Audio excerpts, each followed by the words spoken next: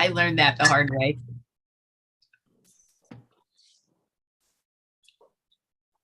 Hey, real quick before YouTube goes live. Well,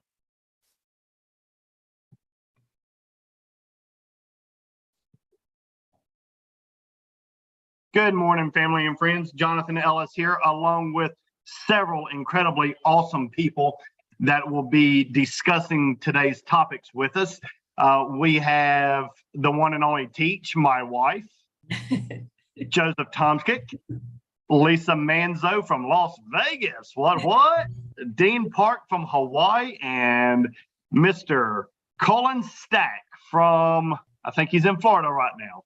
So anyway, good morning. We do have a list of questions, and for all of you listening in and watching live, make sure to let us hear your comments and your thoughts in the comments below, both on Facebook, YouTube, and anywhere else you are seeing this stream.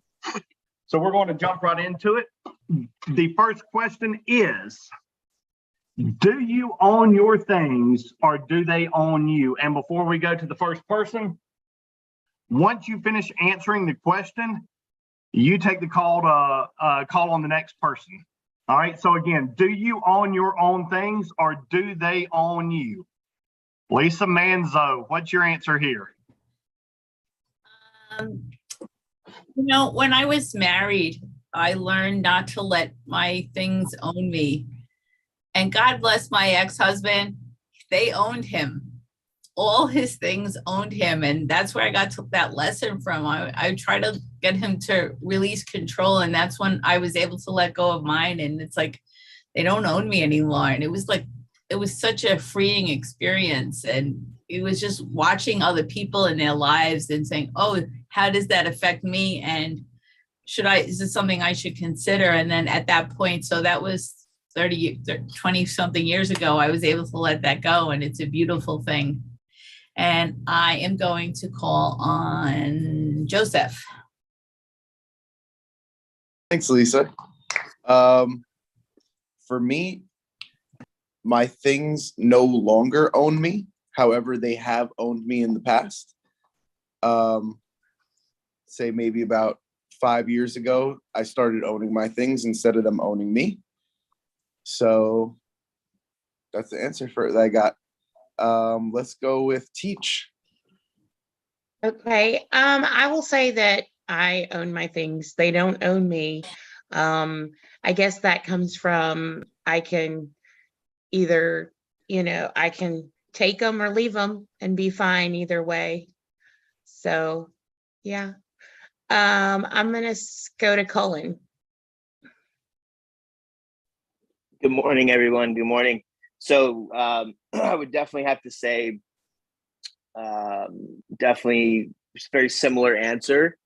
The last 5 to 6 years, I've worked on more of kind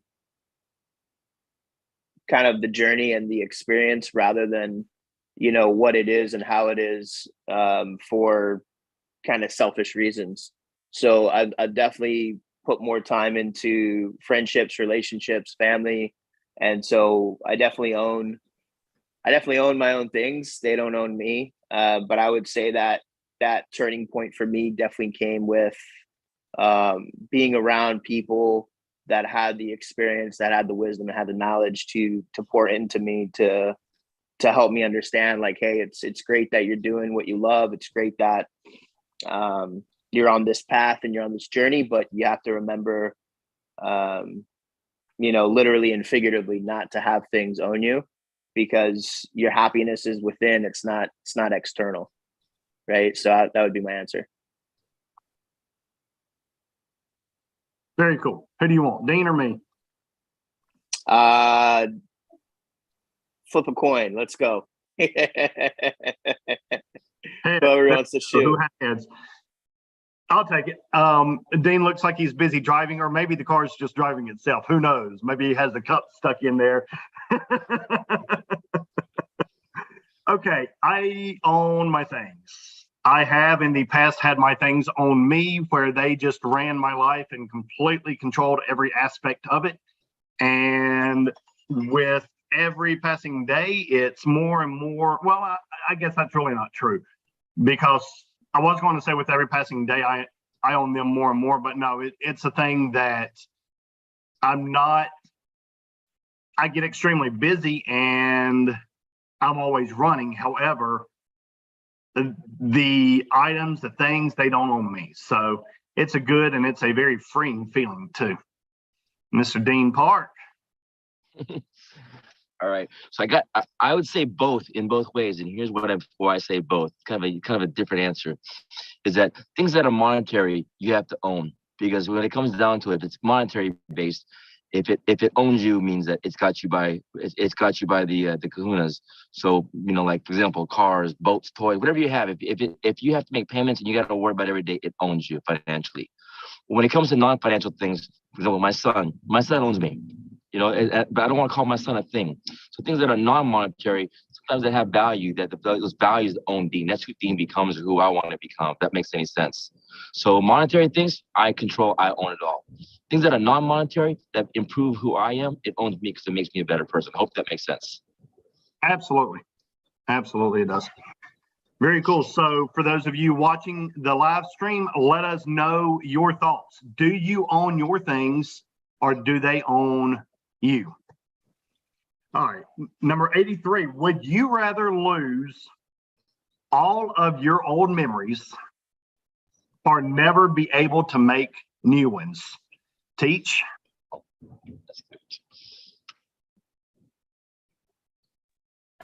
This one is actually pretty easy for me to answer because I work hard to live in the moment and not in the future saying, well, we're going to do more. We always want that. But if you truly live in the present, you're always making memories. You're always doing that. So I would want to never make new memories because I would never want to lose what I've already made. With my background of having lost a husband, I have incredible memories which have shaped who I am. And so I would never want to lose that ever. And knowing that every day I have lived in the present makes it that I'm okay not making new memories. Let's go to Lisa. Oh, Teach, I love your thoughts, and gave me some, well, maybe I should reconsider, because I was thinking that I would rather just be able to make new memories, because sometimes when you're living in your memories, you live in regret. So, but I'm going to stick with my original answer. I'd like to be able to continue to make new memories and go with that. And I'm going to pick Dean. I'm with Kate as well. I would not want to change the memories that I had in the past, because that's kind of who has molded me, who's molded me into who I am today. And so if I don't know, if I lost those, I don't know who I'd be tomorrow. That's like what Kate said earlier. I think that's would change my my perspective. But at the same time too, it would be and the flip side, if because here's the thing, we've all had, I don't say we, but I've had troubles in my life that I hate and I regret, that I look back on. But at the same time, those troubles are what also I enjoy now. I cherish those. I don't call them problems. I call them challenges that I had, because those challenges today, I look back today and I'm glad I can laugh at them, because those are those things that I had to overcome in order to become the person I am today. And so today, if I ever lost those memories, I don't think I'd be who I am today, and I'd probably be a different person tomorrow. Let's see who's next. I'm gonna go on. I'm going. You call it. Hey, what's going on, ladies and gentlemen? So I would have to say, definitely without a doubt, zero hesitation, that it would be to keep the memories from the past. I wouldn't focus on the future memories, because for myself, the family, the friends, the really just life growing up, being now who I am today, I feel like that's always going to, that character, that person, and those memories, as you know, even Dean said, and I think we all have it, right? We have things that weigh heavy on our heart, things that, you know, we wish we could go back, and we all have it. We're human beings. But outside of those tough times, outside of those challenges and those trials and tribulations, there's a lot of happy times, a lot of love, a lot of adventure, a lot of learning, a lot of growth. And to lose that, not knowing where the future would bring you, you know, as an adult, and losing your childhood, losing your adolescence, I think those are the best times, regardless of kind of where the journey took you. So I would definitely say keep the current memories, keep the past, not focus on the future, because you are who you are today, and you're always going to be able to take who you are today to become who you want to be tomorrow. Very cool. Very, very cool. Who you on next? Are you on your phone? Can you see the other people in the group? Yeah, let's go. Did we go Joseph? Joe hasn't gone yet. All right, let's see.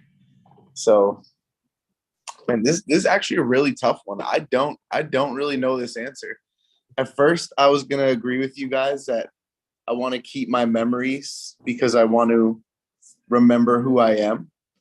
At the other point, I don't know if I want to keep my memories because sometimes I feel as though that's what's holding me back from becoming who I want to become. So I think I might forget my old memories and create new ones at this point. I think that's what I'm going to go with. Very cool.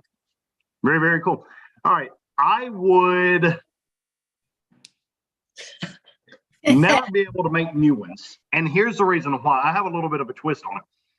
Because my mind says if we lose the old memories, then, well, hold on. Let me see how to put this. The way I explained it to you earlier, Kate, that's the exact way. Would I rather lose all my old memories?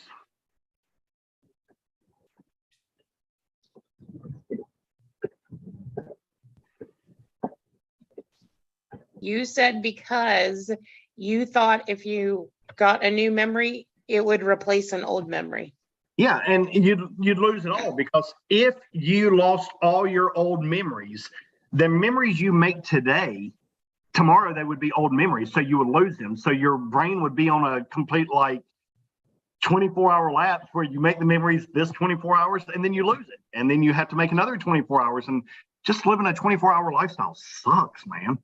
So I mean, I would want to be able to keep all of my old memories. I know my mind thinks about things in a little bit different way. Okay, so how do you deal with someone in a position of power that wants you to fail, Dean Park? And what was the question again? Sorry, I was trying to make a lane change. What was the question again? Someone who's in power that wants you to fail. How do you deal with someone in a position of power that wants you to fail? You know what? Okay, I'm different. I like people that want me to fail, because you know what? That drives me. I'm a little weird. Me Everything too. I've when someone says that it's an awesome idea, you're gonna do really well, I usually stop and I don't do it because of the fact that then I am gonna fail. But for the fact that someone says that's not gonna work, that's stupid, it comes a lot. That I actually appreciate, because then it makes me strong harder. It's the opposite for me. I'll give you an example. When we started this the arcade in Hawaii. The first one that we had, everyone's like, yeah, that's a stupid idea. It's a dumb idea. It's not going to work. It's been run down. You can't turn it around. It's past its heyday. Well, we did it, and I was like, wow, okay, this is cool. Everyone's talking against it. What we did is turn this into a multi-million-dollar business, where the owner, the most he ever made in his 6 years in existence was right around $680,000. But it was because of the success, we decided to open a second one, and everyone said, "Good idea, good idea. This place needs it." Oh, that was stupid, because I should have gone with my gut, because everyone who said agreed to it. It didn't work out as we planned. we ended up having an issue with that one. And so I like people who give me the negativity, but how do I deal with it though? I use it as fuel to push to make sure that what I'm looking to get done. Very cool. Before you choose the next person, let me just make a couple comments to you and respond. Learn with Kai is the stupidest idea I have ever heard, as is ESP. They are just terrible, terrible decisions. You're going to fail. I mean, so bad, so bad. Just go ahead and eliminate everything. You're losing it. Okay, who do you choose next? Dude, I love it. Perfect. That means it's awesome. Oh, that reminds me of a show. There's a movie show called Straight Outta Compton. Okay, it's funny because there's a guy named Lorenzo. It's actually a true story where when Eazy-E made this Colin will probably be smiling. I can't see Colin's face here, but Colin will be smiling. In the movie, when they're playing Boys in the Hood, Lorenzo said, "Oh my God, this is gonna fail. It's not gonna work." Colin, you're not talking about it, right? Colin, you see it. And Eazy-E starts laughing, and they're like, "What are you laughing about?" He said, "Your thing's gonna fail." And he says, "You know what?" He goes, "Lorenzo don't know shit about." He doesn't know shit about music. Exact words. So if Lorenzo thinks it's gonna fail, it's gonna do well. And guess what? It became a #1 hit. So there you go. So every time I do that, go watch Boys of the Hood. I mean, Straight Outta Compton. It's my favorite part of the movie. Next person, let's go with Joseph. How do I deal with a person in power? So when you say person in power, I start thinking about like a judge or like somebody of that nature. My answer for that would have to be as strategically and tactically as possible.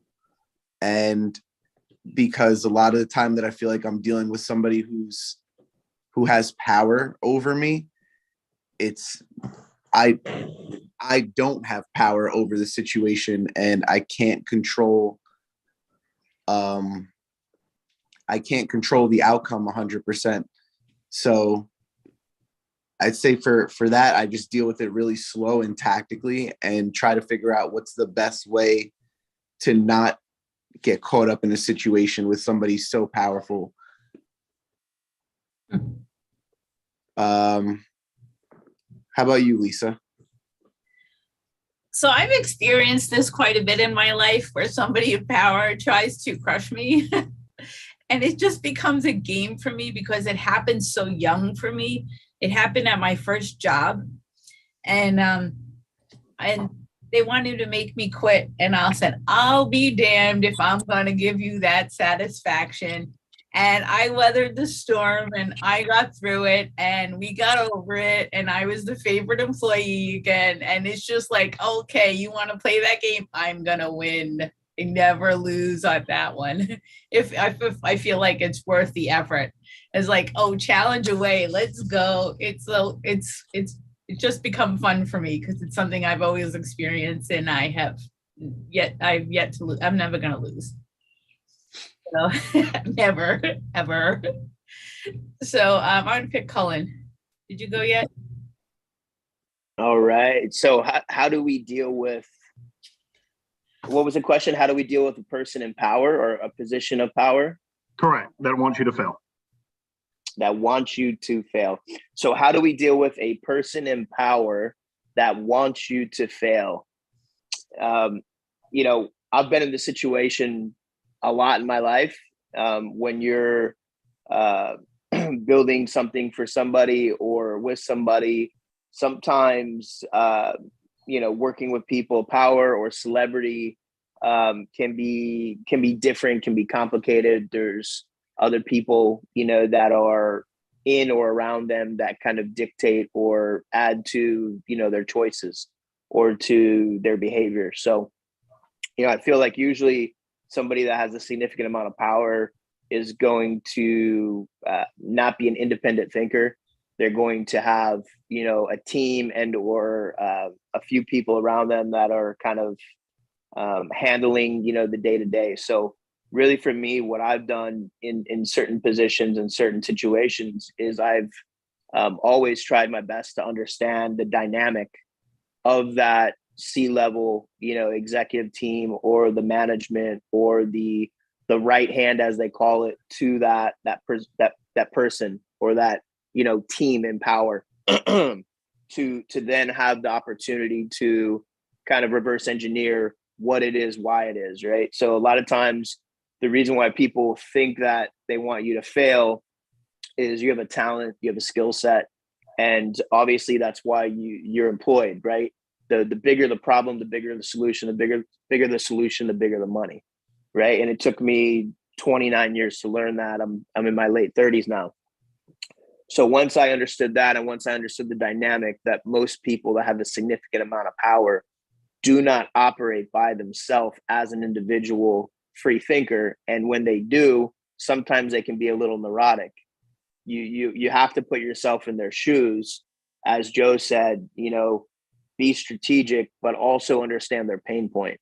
I feel like even though somebody may want you to fail, or you think they want you to fail, deep down there's some envy, there's some type of emotion where they look up to you, even though you feel like they're superseding and they're talking down to you.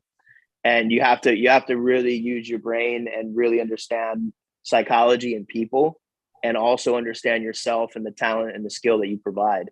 And once you understand the talent and the skill that you provide and the position that you're in, right? It's chess, it's not checkers, as we say, right? You have to be methodical, you have to be strategic, but you also have to be compassionate. And you have to know if you're dealing with a wolf, you have to think like a wolf, you have to move like a wolf, right? You can't move like a puppy. You can't be the cuddly koala bear. You have to be sharp, you have to be assertive, you have to be strong, you have to be confident, because the first time that there's actually blood in the water, if that person really wants you to fail, like, they're going to smell the blood in the water, metaphorically speaking. So I would say, it's one piece, understanding the person, understanding the position, understanding the dynamic of the people that control them or control it. And you'll actually be able to really kind of take apart and really dismantle that thought of you thinking they want you to fail. Because at the end of the day, people don't want to hurt people. People don't want to see people fail. Everybody is compassionate. Everybody's loving. Everybody loves something, and everybody loves somebody. So it's just a matter of really understanding who that is, why they tick, how they tick, and most of the time you can resolve things and come out winning. Very, very cool. Maybe you want to take it? Teach. Sure. I think that there is, I agree with a lot of what Colin said, and there's a lot of mind shift that when we think of someone of authority, that they have more power than they do. And part of that is you giving them that power, Right. And allowing them to have control that they really don't have.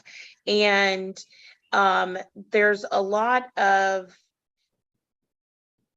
our mindsets thinking that others want us to fail. And it may not be they want us to fail as much as they want to succeed.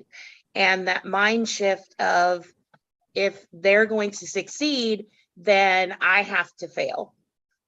Instead of, well, why can't we push each other higher? So understanding that you're giving people more control over your mindset and your desire and drive. So how to deal with that is, like Colin said, is to understand and get to know those people, understand what drives them, because sometimes it can be an easy fix and sometimes it can't. But there are times where it's more of understanding a situation versus just assuming what the situation is, and approaching it as, I need to understand their mindset so that my mindset can be right going into a situation so that I do succeed. Because I agree with you. If people are going to tell me that I'm going to fail, then I'm going to do it. Mhm. Despite what you think, I'm going to succeed. And I'm going to, and a lot of us are like, and I'm going to be, riding with my fingers up as I shoot past them. However, we also know that, it doesn't have to always be that way. There are certain people you will have to deal with that way, that to prove them wrong, you're just going to have to prove them wrong. And sometimes it's just a mind shift change, and it doesn't require as much energy on everyone's part. So that's my thought, babe. Very cool. I totally agree with pretty much everything that was said here. I am so much like Dean in the way of somebody tells me I'm going to fail. Thank you. You just added fuel to my fire. I appreciate it. And also at the same time, I don't think that most people want to see you fail. Come on, get out of the way. I'm sorry. Some people, I know, that's what I'm always screaming too, Dean. Move, get out the way. Get out. I don't believe that most people want to see you fail. I do believe that there are people that don't want to see you continue to grow, because the old saying, you are the average of the 5 people that you hang out with the most. When you start growing in any aspect of your life, and those that you were around do not grow and they stay stagnant, it's only a matter of time before your lives just kind of grow apart. And it's not that you're wanting to leave them, they're wanting to leave you, whatever the case may be. You're on a growth path, or they're on a growth path and you're not, which we know that that's not anybody here. So we're the ones on the growth path, and they're not wanting to grow. So yes, your lives will come apart. Nothing negative toward each other. It's just you grow apart, not a big deal. The thing is, the people in power that want me to fail, I don't know. And I say that simply because I am on a direct path right now. And if you're not on board with me, if you're not ready to link arms with me to grow, then get out of the way. I mean, I love you and everything, but bye, because I'm not going to slow my life down in order to make you feel more comfortable about your decision to stay still and stay in the position you're in life. You want to grow? Cool. Let's go. Let's grow. You don't? We'll catch up on Facebook, maybe. So that's it. Let's grow. Let's go, or get the hell out of the way. Also, and M95 Barrett helps in take care of pretty much any position of people that don't want you to succeed. But that's besides the point. What do I have that I cannot live without? Joe, you haven't gone first yet. What do you have? And please don't say Charlie, please. The answer would be Alicia. Yes. You might need to get backstory for the people watching that are about to start commenting on this, of what Charlie and Alicia is, or who they are. Charlie's the cat. Chinese food. And Alicia is the girlfriend that Jonathan gave me. She comes in blow up form.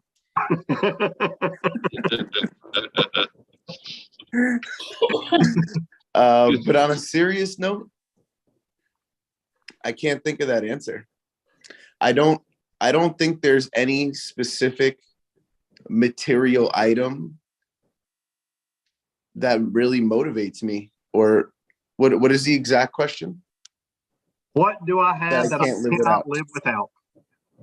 Yeah, I don't think there's any physical item. I would say the idea of appreciation, though. I feel like the idea of appreciation is my core foundation of who I am. So that is something I can't live without, because I feel as though it makes me who I am. How about you, Jonathan? See, our minds are so geared to go to materialistic things. And really, when I read this, what do I have that I cannot live without? My first answer was air, followed by blood. Followed by your shirts. Oh yeah, that's one of my shirts. I have a shirt obsession. For those of you that are not aware of what she's talking about, I have a shirt obsession. But anyway, yeah, I mean, my mind didn't go to materialistic things. So air, blood, love, those types of things are things that I can't live without. Maybe what about you? What can you not live without? My husband. Um, when I thought of this, my first thought is my family, the people in my life, because having been a young widow, I've always known that I could replace everything but the people in my life. If I lose my house, I'll just work hard and get another one. If everything in my home burns down and I still have my kids and I still have my husband and I still have my family, those are things I can't replace. We talk to the kids about, well, I dropped my phone in the street. Well, your phone can be replaced. You cannot. And so that's a big thing for me. And if it wasn't a physical thing, then I definitely couldn't live without my memories and my past, because that, we've all said it, it shapes who we are. It shaped, whether that's the struggles or not, whether you're just talking the amazing memories, all of it is shaped who you are. So for me, if it was physical, it would be the people in my life, my family. And if otherwise, it would be memories. So that's Dean. Mine's simple. I have a really simple one. It is the child inside Dean, because that's what keeps my vision going. That's what keeps my energy going. That's what keeps Dean going. So if I ever had to say I lost a childhood in me, like if I had to grow up, I'd be fucked. Oh, sorry. Sorry. I'm sorry. I'd be screwed. But if I had to pick one, though, if it wasn't for that, that's what drives is, when you're a kid, you have the biggest vision in the world. You want to be the president. You want to be this. You want to do this. Anything's possible. And that's how I live. That's why, I mean, I just came back from a family reunion, and we were joking about how, everyone in my family's all got gray hair. And I barely got any gray hair, because you know what? I don't let things stress me out. I'm a kid. I've lived in my life again through my own son, who's 8 years old now, right? Once Kai. And you know what? I'm probably more of a kid than my son is. So you know what? And he sees things, I see things, and it's funny because I'm glad as a dad I'm able to instill in my kid that vision, that you can see whatever you want to do, you can do. But if it comes to me, I was gonna say it's either my childhood, the child in Dean, or if it wasn't that, it'd be my vision. And I'm not talking my sight, I'm talking vision, being able to see things and able to do things differently. Those are the two things for me. As a pilot, Dean, I would hope you would keep your sight. So that could be bad for a lot of people real quick. I'm gonna call a call. What are you calling? So what was the question again? What do you have that you cannot live without? What do I have that I cannot live without? Definitely. I mean, there's so many things, right, that are surface level. There's so many things that are emotional, right? And there's things that are physical. If I had to say the one driving thing that, no matter how you feel, why you feel, how the day goes, where I'm at emotionally, physically, financially, the part that really, I'm just going through my thoughts.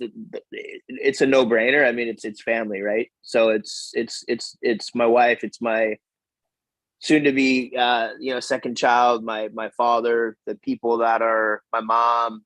The people that my siblings. Even though we all know siblings sometimes don't get along, but it's just the conversation, the memories, and the support. And yeah, if I had to pick one thing, I could, the home, as we all said, the car, the physical things, emotions can change for people, for things, but definitely if I couldn't have if I couldn't have a choice and I had to pick one, I would say it's definitely hands down my family that drives me and gives me the extreme motivation, regardless of how I physically feel, to just get out and get it. So yeah, family. Very cool. Miss Lisa?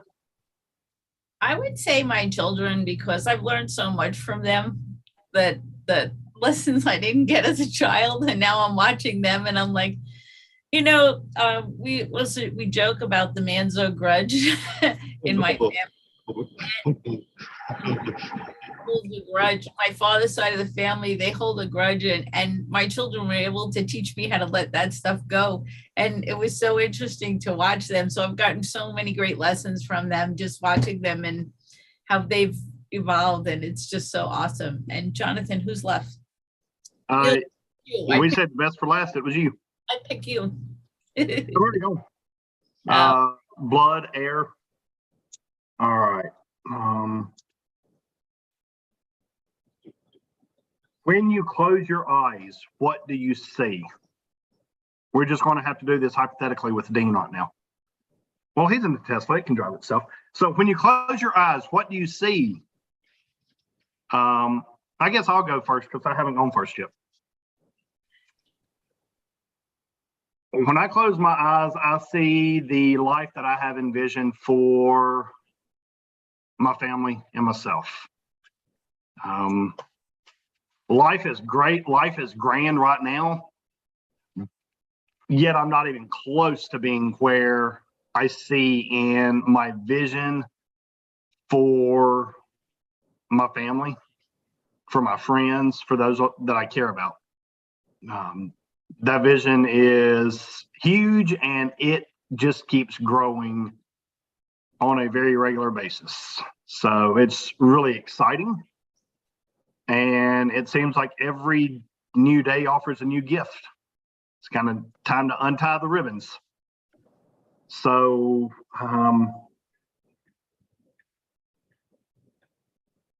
Colin, what do you see when you close your eyes? Hey, sorry, I just had to jump back on here. When I close my eyes, I literally see a future of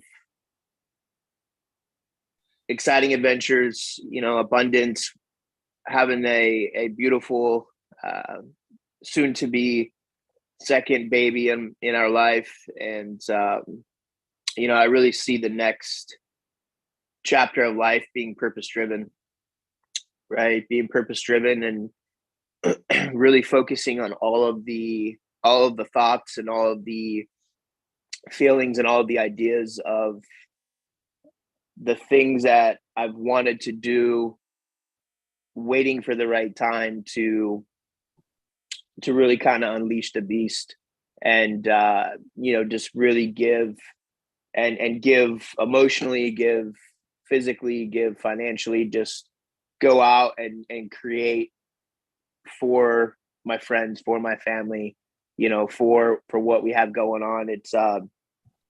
It's cool, it's exciting, and I feel like the wisdom, the knowledge, and life experience is kind of a culmination of really timing. Timing is the last piece to what you do and why you do it and when you do it with who you do it with. So where I'm at now, I had the feelings, I had the thoughts, I had the wants to leave an impact and to start this journey 2 years ago. And I had to go through experiences and kind of the roller coaster of life in a good way to know when I had the confidence and the ability and the opportunity to kind of make it happen. So yeah, I see the future being very amazing, and I'm excited just for the next 4 months, let alone the next 20 years. So it's gonna be an awesome journey, and now it's just a matter of speak more, help more, give more, impact more, and just show it and be it, and just make sure that we can move mountains and help a lot of people. Awesome. Who's next? Next, let's go with Joe. Hey guys, I'm back. So when I close my eyes, literally, I see black, and I've always thought that that was talking about, like Dean said, when we were little kids. I used to think that that was like outer space or like the ether. So when I close my eyes, I still see that ether, that idea of like everything exists and nothing exists all at the same time. And it makes me feel as though I'm in a limitless universe of limitless potential, and that anything I can pretty much conjure up in my brain is possible. So it makes me just feel kind of like free, or super, like in a super creative world where almost like I am the middle of the universe and the universe is the middle of me, if that makes any sense. That's great. Wow. Oh, sorry. Thank you. I appreciate that, Dean. If you haven't gone yet, Dean, you are more than welcome to be next.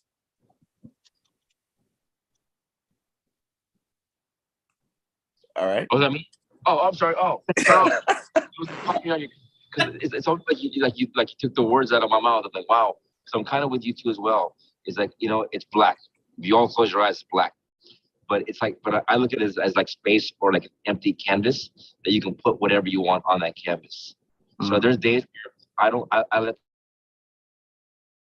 blank. I'll close my eyes and go to bed. There's days where I go to bed and let the canvas be blank. And you know what? It's okay to have a blank canvas sometimes.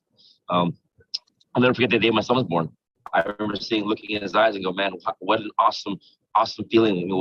He's got a complete blank canvas that I can paint and put whatever I want on this canvas with him, or help him create. So you know what? That's for me. Every night I go to bed, it's a blank canvas of what I want to do, create. It might have been what I did that day. So I'll maybe paint a picture of what I did that day, or might be paint a picture of the vision I paint for tomorrow morning. Or like he said earlier, it might be a bit and leave it blank, because you know what? Something eventually will go on that canvas. And like what you said earlier, you got to control. I get to control what goes on the canvas. So for me, most of you know me, I'm probably one of those positive people you're going to meet. So for me, it's always something positive. It doesn't matter how bad the day is, it's something positive. That's the same thing in my head. So they also like this black, but okay, cool. Very, very cool. Who's next? So, let's go, Lisa. Miss Lisa. Thank you, Dean. When I close my eyes now, because I've had a mind shift change in the last couple of years, I see all the possibilities and the fact that I can create anything I want in my life. And I'm in the process of doing that, and things are getting better every day. And it's just totally awesome because, recently said to the universe, these people have to leave my life and that are not the 5 people I want to hang out with, right? And then bring me new 5 people that are above me. And I'm here today with you guys because you guys are awesome, and you are my tribe. And I asked the universe to get rid of those other people, and it's been so interesting because they're leaving very easily, and it's so wonderful, and I'm grateful. So yes, that's what I see, all the possibilities when I close my eyes. And I pick Teach. Okay, so I've always had the thing that when I close my eyes, it's dark, and I always have been I've always embraced the feelings that I'm embracing feelings versus the visions I see. And it's just the love, the excitement, the journeys we're on, and just surrounding my kids, my husband, my family with love, and building those memories and the excitement of the journey we're on. So who else? You, babe? Nope. Everybody's gone. Hey, Lisa, Okay. You haven't gone first yet, have you? I went first the first time. Joe, have you gone first? Again. I'll be happy to go first again. Well, we're to question number 6, and so I think it's Joe. So take this one. What sustains me? What sustains you on a daily basis? What me on the daily basis? What sustains you on a daily basis? Coffee. Love it. That is semi-serious. However, I'd say again the idea of appreciation. That's mostly my core foundation that I've found for myself that keeps me sustained in the idea of like, it keeps me happy. It keeps me well balanced around my different kinds of people, because I've noticed that everybody really just wants to be appreciated. And I believe that that's what allows me to connect with many, many people, is this idea of sending out appreciation and also allowing appreciation into my life. So that's going to be my answer. Appreciation. Awesome. How about you, Lisa? What keeps me going? Because I know something good's coming. Like if I hit a dip in the road, I know it's gonna get better. And whatever that dip is because something after that is gonna be so super fantastic. And I get excited about it. I get excited that, okay, I'm having this dip in the road because that's how life is, up and down. And that's okay because the high is going to be so much better than this low is. And I was just like, ooh, what's coming next? And that's exciting for me. Nice. And I picked Cullen. Sorry, I was getting in the car. Can you repeat that for me, Jonathan? What sustains you on a daily basis? What sustains me on a daily basis? Man. Good question. I'm having a blank right now. What sustains me on a daily basis? What's my motivator? What's kind of what maintains the drive, the insane drive to win and not fail, is kind of part of that, question we had earlier. It's like, what do I see? What what do I love? It's definitely, please fasten driver seat belt. Definitely family. Yeah. I'm Your car is telling on you. I'm multitasking. Grandma's pissed.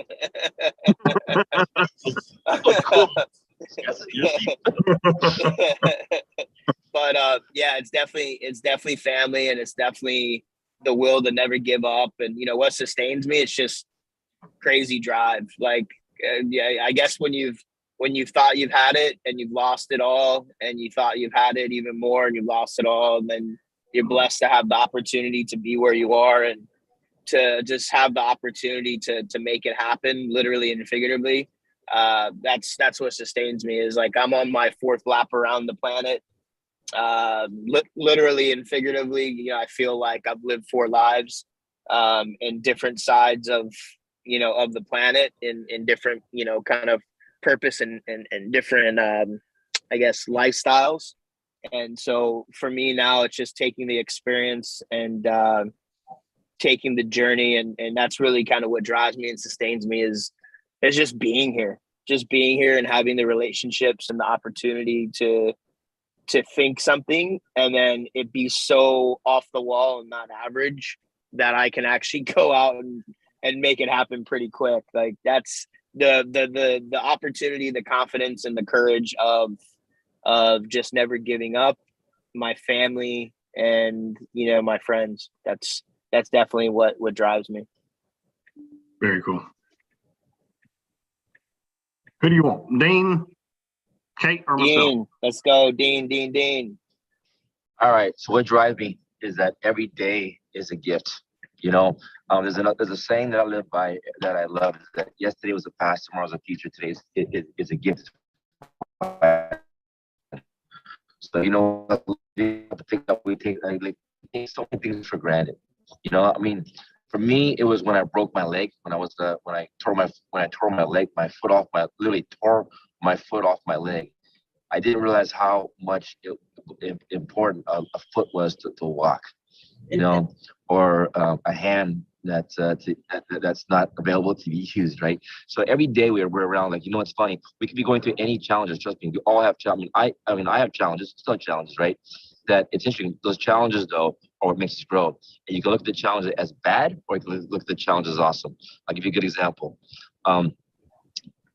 I went through I had a business venture that went really south, and I'll just be upfront. I lost quite a bit of money, lost a little over $2 million of our own capital.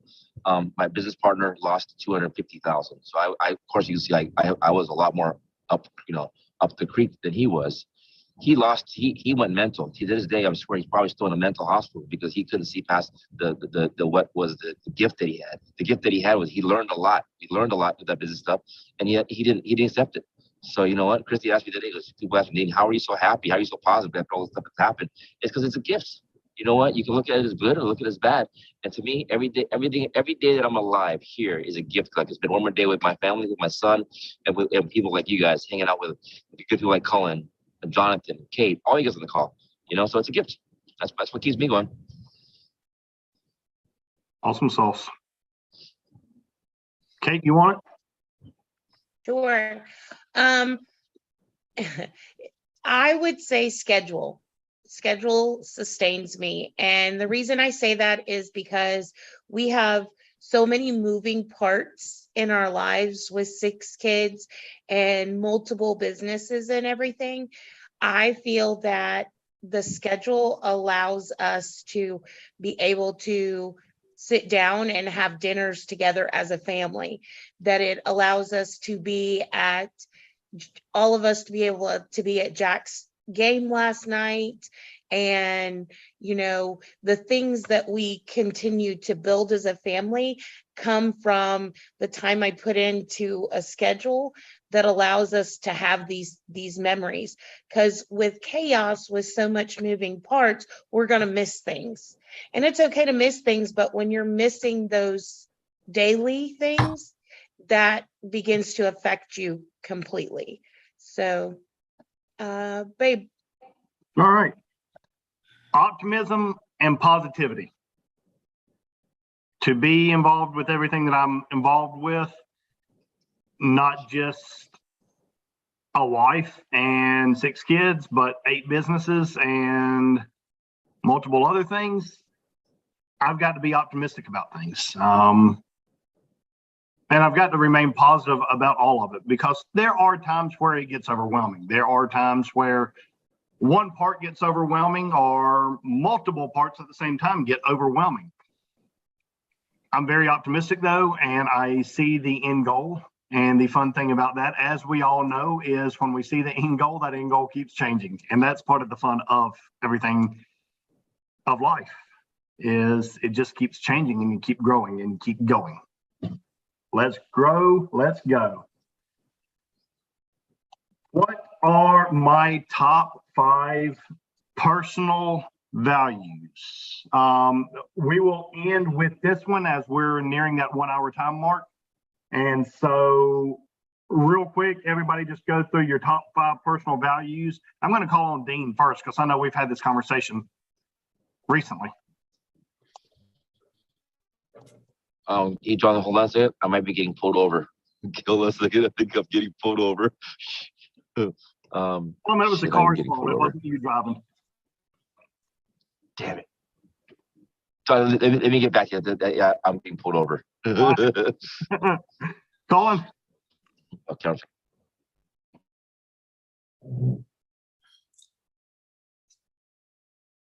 Did we lose him too? Joe? He's frozen on my end, but I can answer this question. So they would be freedom, health, wealth, love, and happiness. That's awesome. You know, you should write a book on that. I will keep 75% of it. Sounds like a great deal to me. I'll do it. I'll do it for 68%. Wow.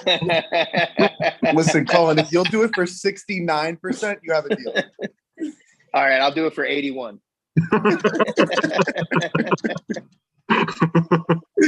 Sold to the highest bidder. All right, Colin, what are your top five personal values? Loyalty, selfless service, honor, integrity, and personal courage. Nice. Baby? I would say integrity, loyalty, love.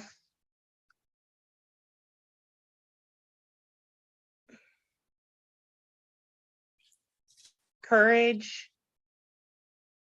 positivity. Okay. Lisa. I would say integrity, truth, love, happiness, and abundance. Nice, nice. I will go since Dean's dealing with the whoop whoop. Integrity, love, honesty, optimism, and I love that word loyalty. I love that word loyalty. So, hey, everybody, remember you are loved. Together, teamwork makes the dream work. And join us here again next week as we will have the same group and more people with us to discuss some amazing, incredible topics. We'll see you next week. Bye-bye.